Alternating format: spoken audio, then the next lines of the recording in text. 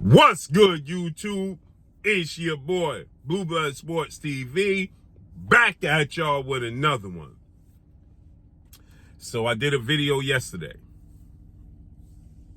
and I told you guys that it's a strong possibility that undefeated 3-division world champion, 2-division undisputed world champion, still unified welterweight world champion, superstar boxer, who is widely acknowledged and recognized as the #1 best pound-for-pound fighter in the world, in Terence Bud Crawford. Terence Bud Crawford is 40 wins, no losses, no draw, 31 big wins by way of knockout, 36 years of age, 5'8" with a 74-inch arm reach. Terence Crawford had the biggest, most marquee, lucrative fight of his career, July 29th, Las Vegas, Nevada, T-Mobile Arena, where he took on and defeated his biggest rival in a highly anticipated fight, a fight that was anticipated, one of the biggest anticipated fights in the last decade. On paper was seen to be a 50-50 fight if there ever were one.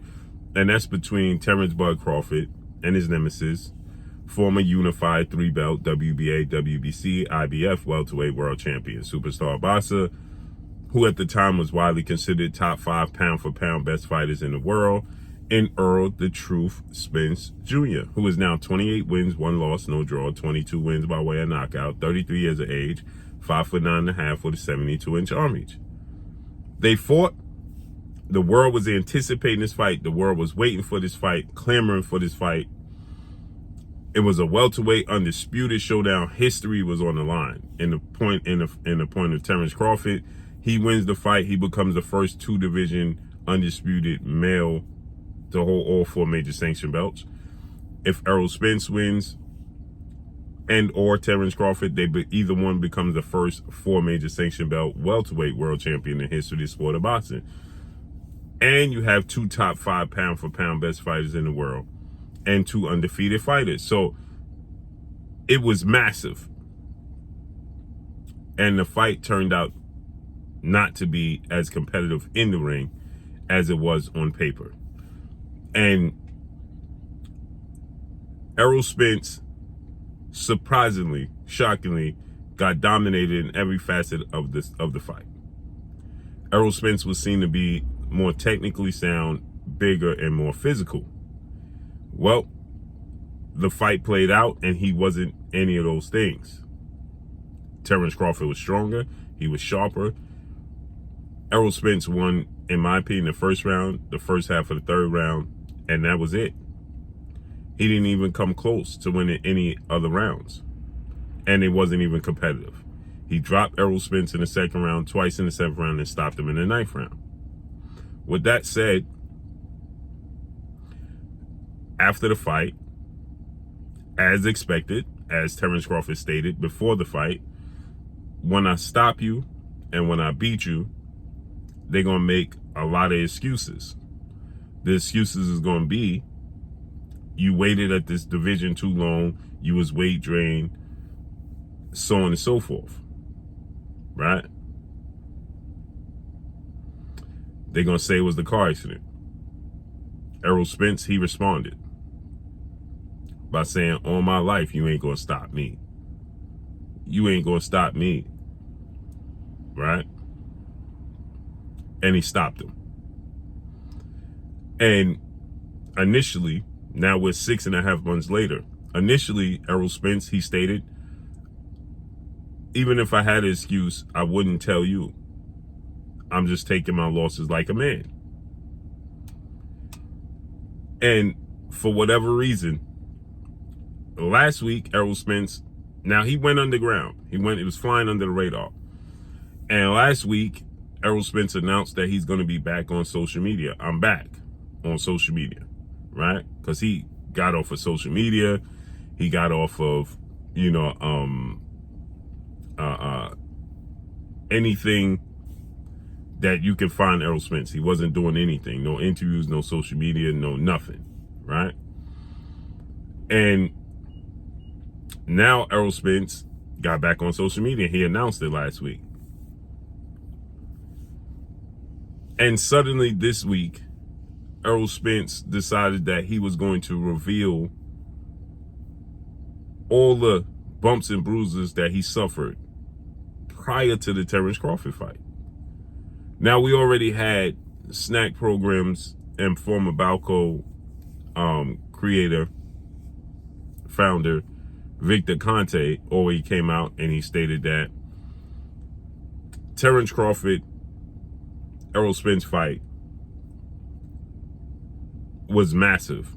And Errol Spence already made a mistake a week of the fight, which was that he got to Vegas and he ran up the mountain 4 days before the fight, which you can see proof. July 25th, he did. And that seemingly got this ball rolling. You already had tons of fake boxing fans out there putting labels on Terence Crawford that he was allegedly a drug cheat. He had tainted gloves, all types of things, right? Now, suddenly this week, Errol Spence decided that he wanted to show the world that he had eye surgery, cataract surgery. Now, we already know he suffered that horrific car accident October 2019, shortly after unifying the belts against two-time welterweight world champion, retired future Hall of Famer Showtime Sean Porter. And then he came back 14 months later. He fought Danny Garcia. He was supposed to fight August of 2021 against legendary 8 division world champion, iconic Filipino superstar boxer Manny Pac-Man Pacquiao. But then he suffered, just weeks before the fight, he suffered a broken or detached retina that he had to have surgery for on his right eye, was pulled from the fight. He was out the ring again a year. His replacement, Yordenis Ugas, beat Manny Pacquiao. He came back a year later, fight Yordenis Ugas, broke Yordenis Ugas' ribs, nose, and orbital bone. Now, keep in mind, yesterday, keep in mind the time frame. So he beat Yordenis Ugas, April 16th, 2022. Now, fast forward this week. He had that broken or detached retina surgery.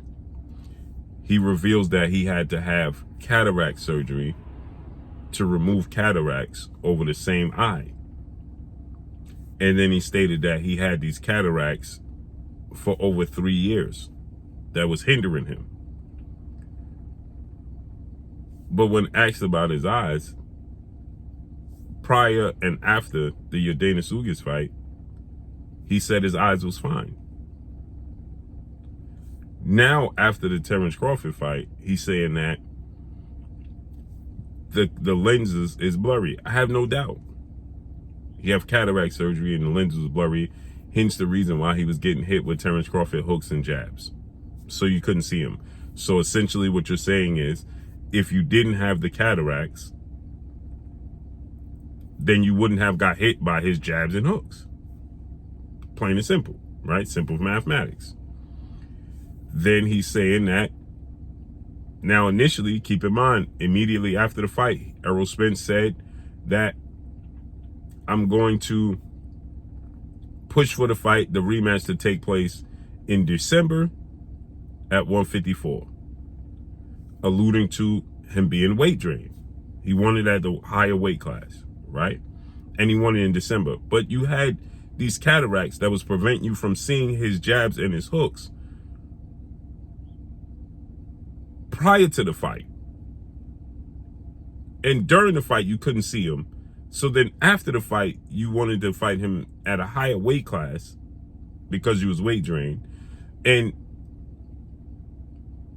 in December. So which means you wanted it August, September, October, November, December. 5 months later. This cataract surgery is a 6 to 8 week recovery period, which means it's 2 months. That cuts your time in half. So, which means he would have immediately had to have the cataract surgery to be able to even being considered to fight Terence Crawford in December, because he needs 2 months training camp, right? He doesn't have the cataract surgery until January. Okay. Then Errol Spence is now confirming the reports that I already knew and many other people already knew is that he had a broken rib going into the fight. And now he's saying that he couldn't spar a month before the fight and wasn't approved to get the injections in his ribs until a week before the fight. So now you had a broken rib going into the fight. You couldn't spar, which means you couldn't fully prepare for Terence Crawford for a whole month out the fight. You had cataracts that was preventing your vision and your peripheral. That prevented you from seeing the hooks. And you was weight drained. Why did you take the fight? It's one thing to have one injury, but if you have all of these things playing against you going into the fight, why are you taking the fight? Why did you feel like he was so inferior to you that you could go into the fight with a broken rib, not sparring for a month, weight drained, and can't see, and going to beat Terence Crawford?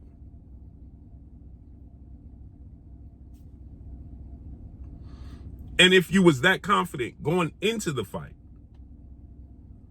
you should be that confident to hold that close to your chest after the fight and don't tell the world about it. And just say you already have in your contract an immediate rematch clause. So you don't have to make a case to have the rematch because Terence Crawford is contractually obligated to give you the rematch. So you don't have to make a case for the rematch because you already have the rematch, right? So it's not like you have to make an argument and a case for him to give you the rematch because you already contractually obligated to receive the rematch. So with that said, you have a lot of people going at Errol Spence right now. I have no doubt all of these things was going on with him.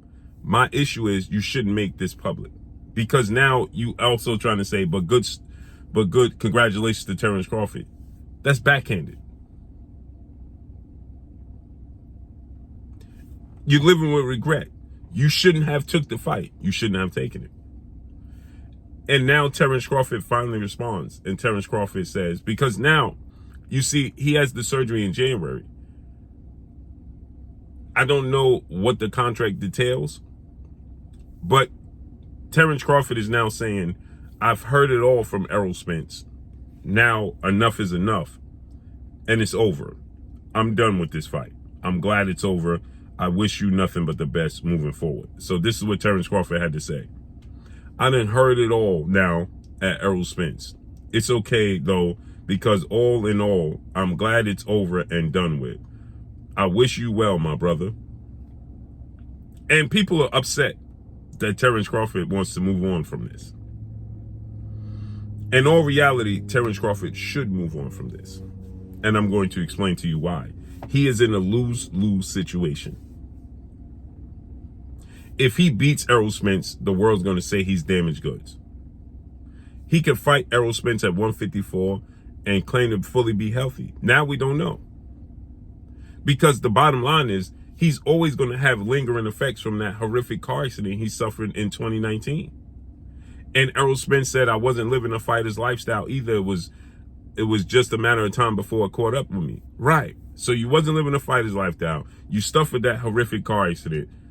Your body, you always going to suffer lingering effects. So there's parts of his body that's going to be fragile. You can see that eye injury from the car accident, as I showed you guys, from 2019. And it's a continuing effect. He had a broken or detached retina he had to have fixed. Now he has the cataracts. It's the same eye. So who's to say going into the Terence Crawford rematch that he won't have more lingering effects pop up? How does Terence Crawford benefit from the rematch at this point in time? He doesn't. Now you're going to get people that are have disdain and detractors of Terence Crawford. They're going to say he's being a sore loser or he's ducking a rematch, so on and so forth. But they're not real boxing fans. They're just detractors of Terence Crawford's success. Period. And These are things that Errol Spence said that he wasn't going to do. Now he's doing them in an abundance. Now he's overly doing it. It's no need to tell the world that you couldn't spar for a month before the fight.